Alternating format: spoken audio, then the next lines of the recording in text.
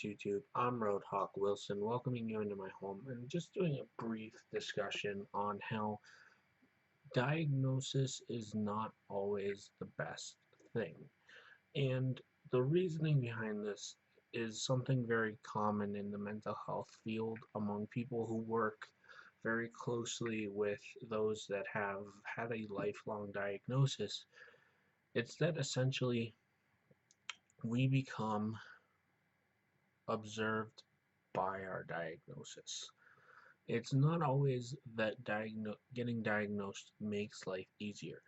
In some cases, it only influences how people see you, how people react to you, because a diagnosis becomes something more than just a condition.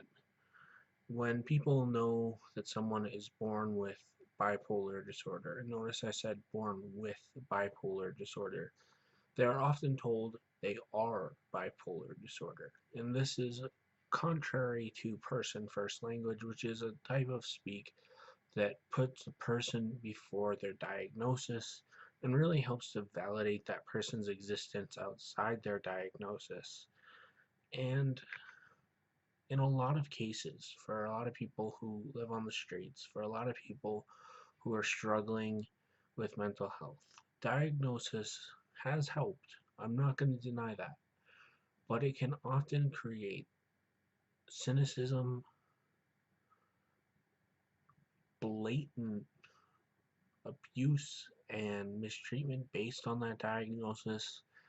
And in certain cases in which diagnosis is used casually and callously, it can become an identity that that person may not want. And you may be thinking, yes, you have to accept your identity, but there are identities that can be thrust upon a person without their choosing, and a diagnosis should never be a identity. It should be something that someone lives with, someone survives, something that doesn't become who they are. It's very rare in our society that we say someone is cancer. It's very rare that we say someone is their tumor. But in many instances, many people say people are schizophrenic. They are bipolar disorder. They are autism or autistic.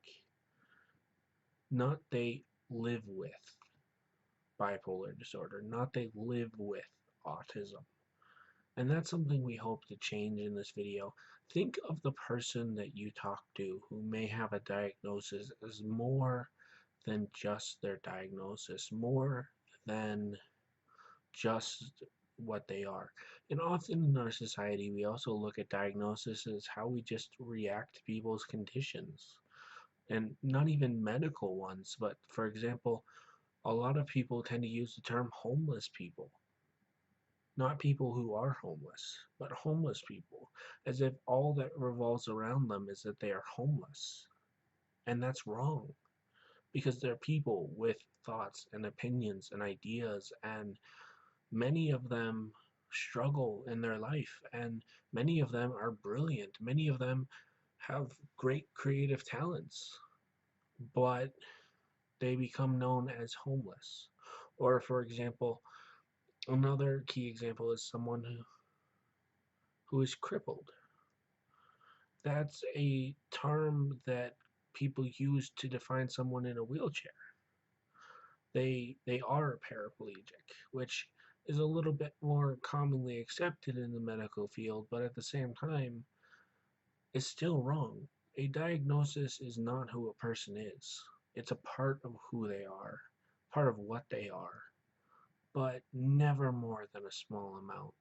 There's so much more to people and who they are and what they think and what they feel and what they acknowledge than their diagnosis. So I know this is a short video. This could easily be a 60-minute discussion. Well, unfortunately, we don't have time for that today, but we would love for your comments, your thoughts. If you have struggled with a diagnosis, if you have lived with one, let us know down below. Let us know if you have a loved one who is. We'd love to help, encourage, and support you. With that, I'm Roadhawk Wilson saying, I will see you later. Keep up what keeps you healthy, be healthy, and stay healthy. Bye.